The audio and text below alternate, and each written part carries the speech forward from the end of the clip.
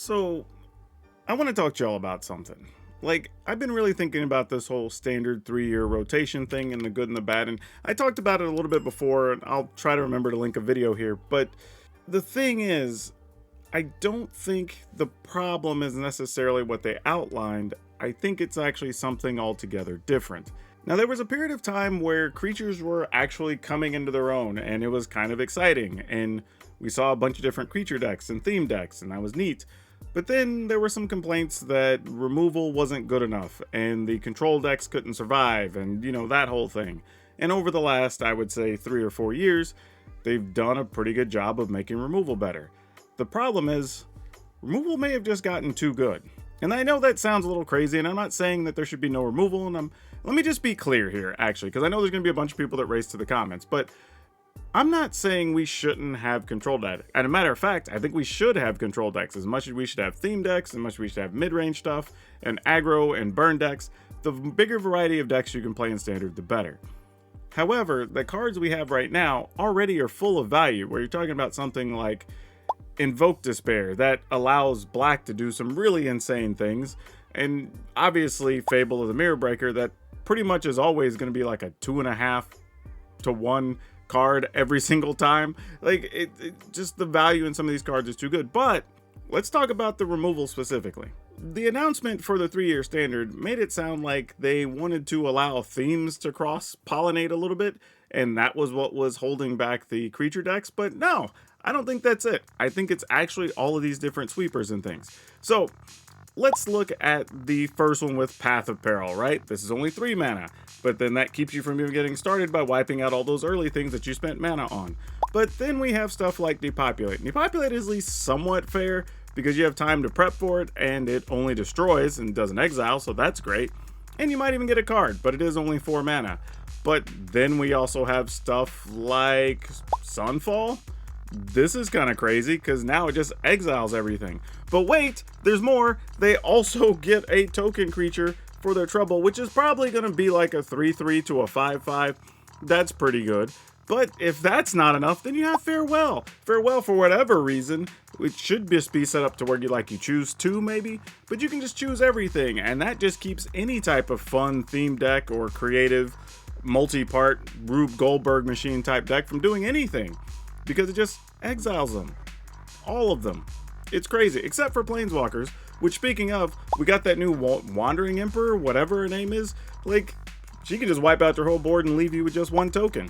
Oh, and don't forget, there's still Vanquish the Horde, which doesn't see that much play, but it can be played kind of cheaply if there's a bunch of creatures.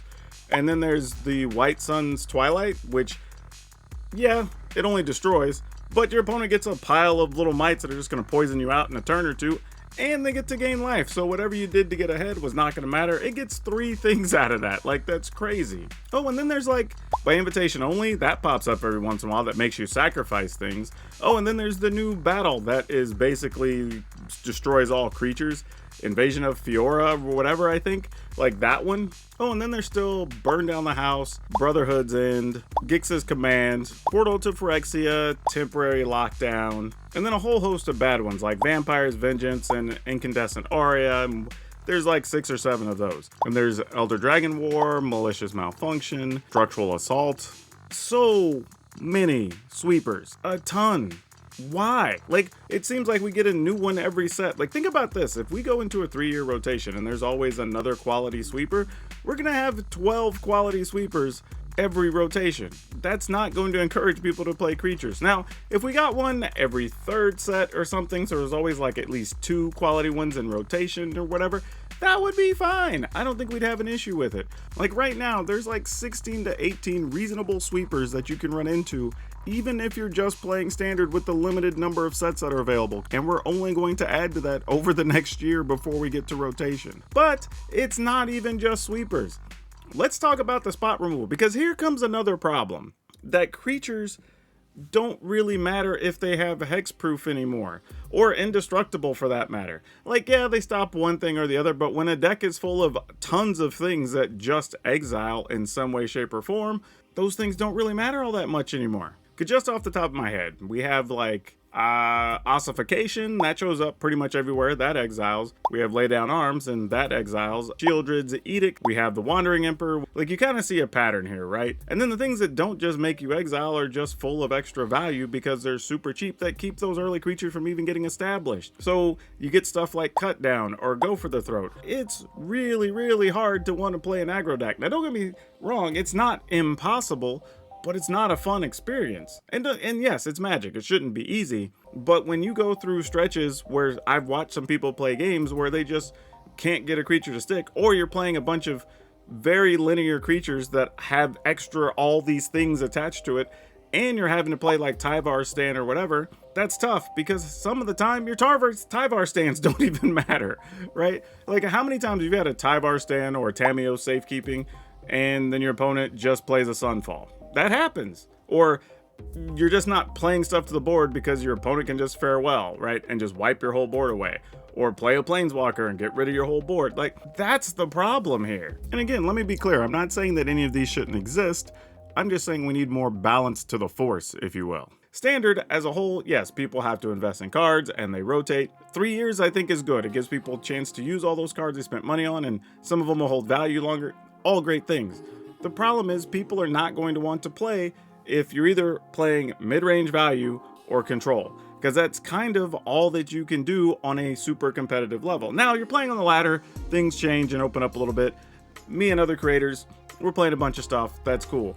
But if you want people to go back to stores to play paper and make an investment, that's what has to change. Because players on the ladder, like, we're kind of playing for free, or at least playing with some house money and some value, whatever. That's a whole different ball game. When somebody has to go invest in a deck that's going to be anywhere between $50 and maybe $300, they're only going to play the ones that have all the value cards and all the ridiculousness for exiling, sweeping, whatever.